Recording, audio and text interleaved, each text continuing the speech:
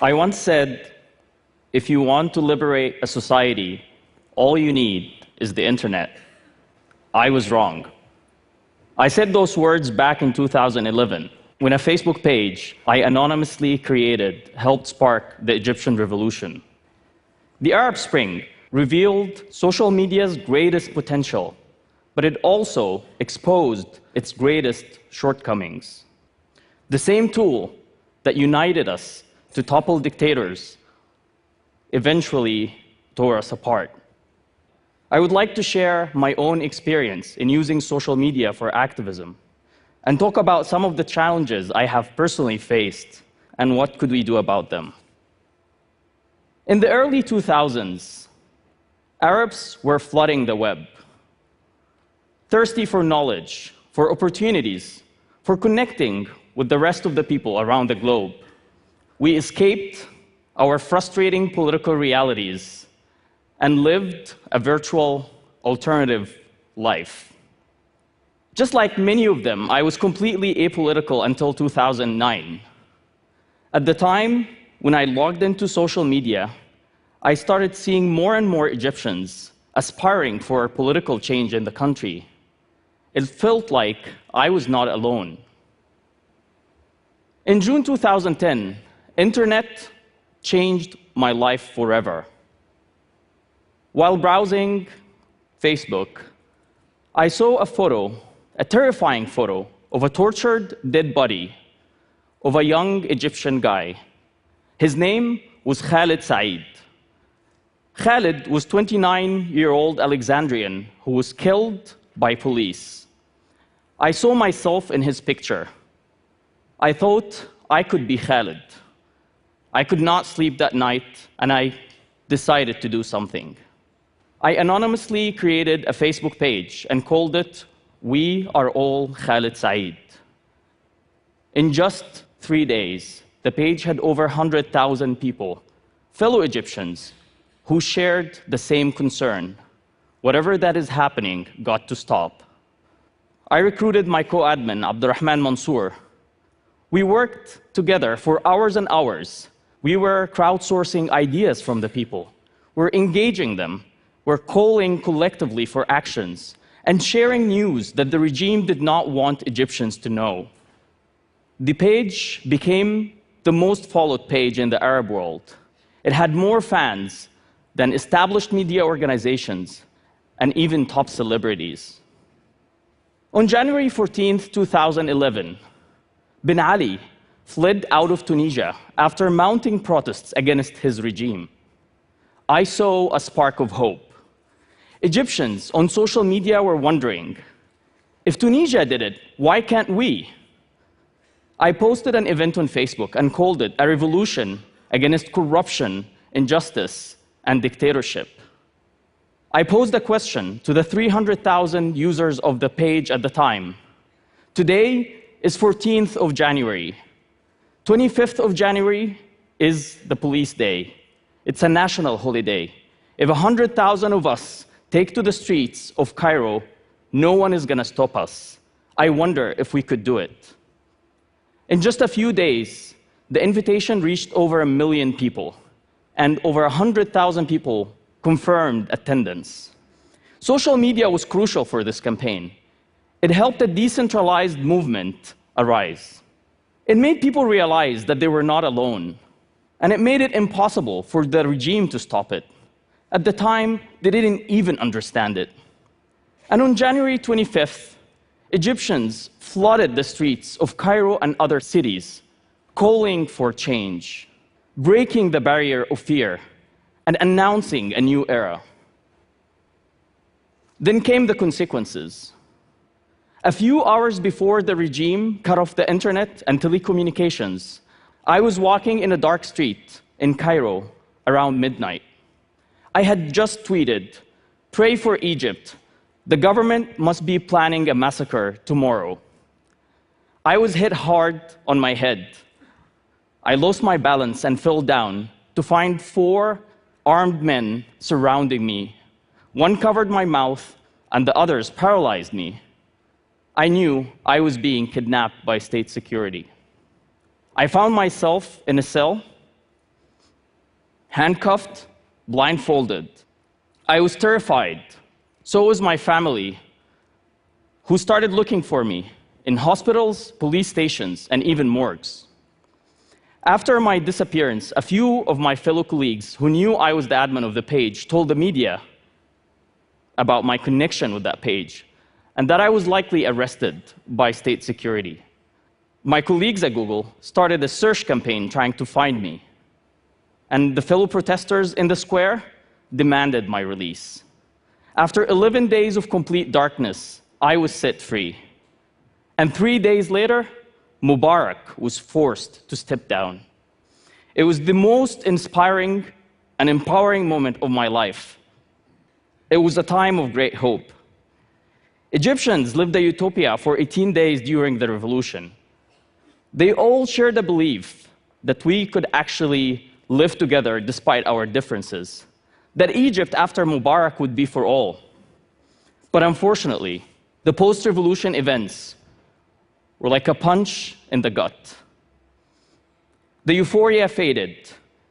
We failed to build consensus. And the political struggle led to intense polarization. Social media only amplified that state by facilitating the spread of misinformation, rumors, echo chambers, and hate speech. The environment was purely toxic. My online world became a battleground filled with trolls, lies, hate speech. I started to worry about the safety of my family. But of course, this wasn't just about me. The polarization reached its peak between the two main powers, the army supporters and the Islamists. People in the center, like me, started feeling helpless. Both groups wanted you to side with them. You were either with them or against them. And on 3rd of July 2013, the army ousted Egypt's first democratically elected president after 3 days of popular protest that demanded his resignation. That day, I made a very hard decision. I decided to go silent, completely silent. It was a moment of defeat.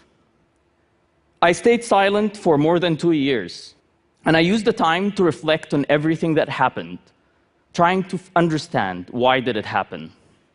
It became clear to me that while it's true that polarization is primarily driven by our human behavior, social media shapes this behavior and magnifies its impact. Say you want to say something that is not based on a fact.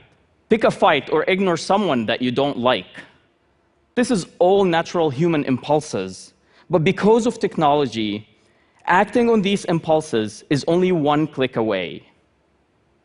In my view, there are 5 critical challenges facing today's social media. First, we don't know how to deal with rumors. Rumors that confirm people's biases are now believed and spread among millions of people. Second, we create our own echo chambers. We tend to only communicate with people that we agree with. And thanks to social media, we have mute, unfollow, and block everybody else. Third, online discussions quickly descend into angry mobs. All of us probably know that. It's as if we forget that the people behind screens are actually real people and not just avatars. And fourth, it became really hard to change our opinions.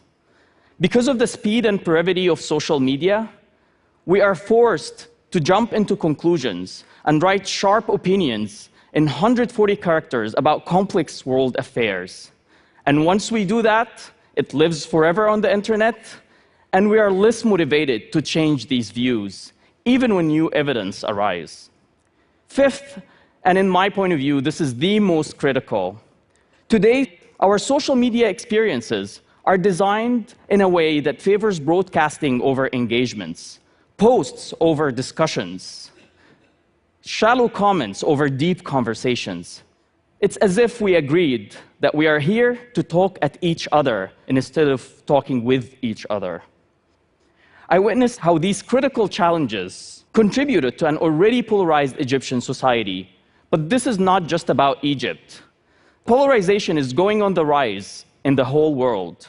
We need to work hard on figuring out how technology could be part of the solution rather than part of the problem.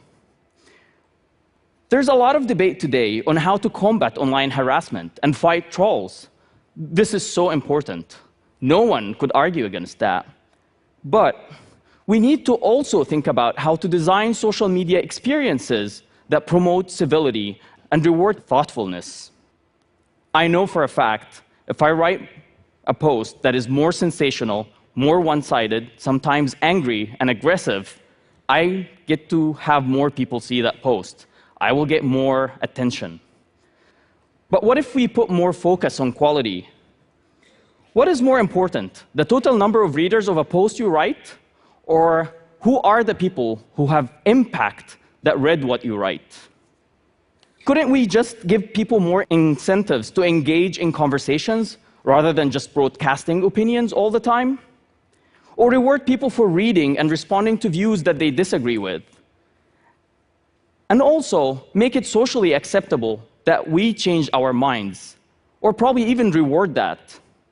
What if we have a metric that say how many people change their mind, and that becomes part of our social media experience?